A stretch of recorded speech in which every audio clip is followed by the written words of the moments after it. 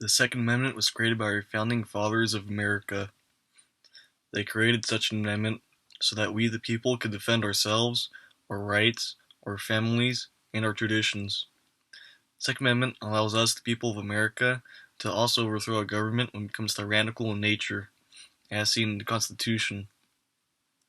As democracies in the past have failed because of greed at the highest levels of government, it should be our duty to make sure that no weapons become banned from our use from any gun store.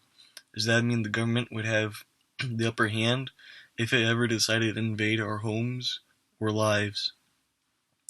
In Russia, their government controls who eats what, and the stocks remained unstored, very unorganized, and looks nothing like what we have here in America. Is that what America should look like? Or shouldn't we be able to stand as a light to what a nation should be, a nation of hope?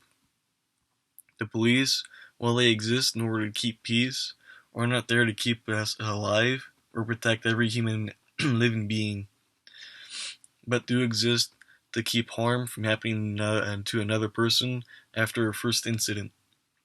Anyone can become the first victim of a new serial killer. And with guns at our disposal, it'd be easier to defend our beliefs, defend our families from the unrighteous, such as Charles Manson or Ted Bundy. The Second Amendment is not outdated, seeing new weaponry and technology being created every day. The Second Amendment was created in order to let the people preserve their own belongings without interference from the government. The Second Amendment gives people an option to overthrow the government if necessary. Along with that, in the Constitution comes social contract, mentioned in the Independence Declaration, which states that the government overthrown will be able to be taken over by the new government, which is to be created with the intent of doing good and improving the current lives of current citizens.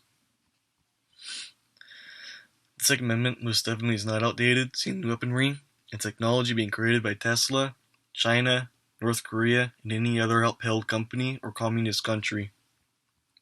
With new weapons being created, it's only right we're able to defend ourselves from certain evils, such as rapists, murderers, burglars, anything of the like. Technology every day is becoming more advanced than the day before, and with the possibility of it becoming being groomed for destruction, we should continue to have the right for self-defense.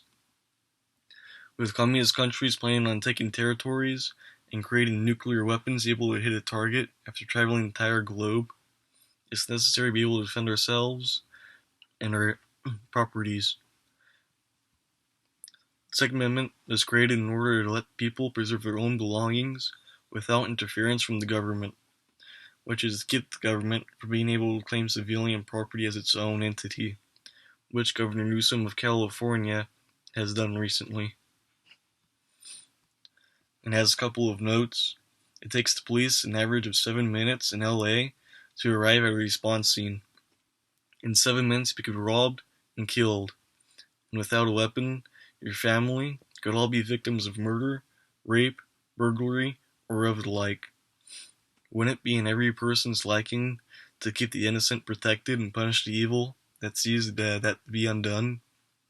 Weapons are not for murder, but for defense, such seen in the Kyle Rittenhouse jury verdict remains controversial, but it was justified self-defense in the fact that he's being attacked. And with that, shouldn't every person that goes under attack be able to defend themselves from certain harm, separate from the Kyle Rittenhouse verdict?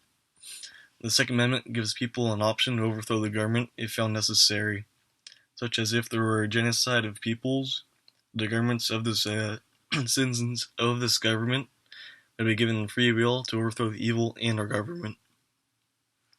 The American Revolution started because of the unfair rule of the government above the Continentals, with King George III increasing tax on the Continentals and the like, frustrating many of around the 13th states as they'd become known. Hitler even knew the result of revolution if there's ever to be one, so he took away the weapons from his German civilians and was able to wipe out any sign of rebellion under his rule, keeping rebellion from ever becoming a a threat to his rule. The reason why Japan had bombed Pearl Harbor and not the mainland is because they knew that they would have lost the battle before it even began if they attacked, say, Texas or anywhere in the South. Americans being armed kept away an entire army. So why would we give up weapons just to be invaded? To conclude, claim to self-defense when attacked by a weapon of any sort, self-preservation without government interference in order to maintain your own peace of way, and government overthrow if necessary, punish evil that seeks destruction of the lower classes of its own economy, and create a new government in order to keep citizens and civilians safe and of the like.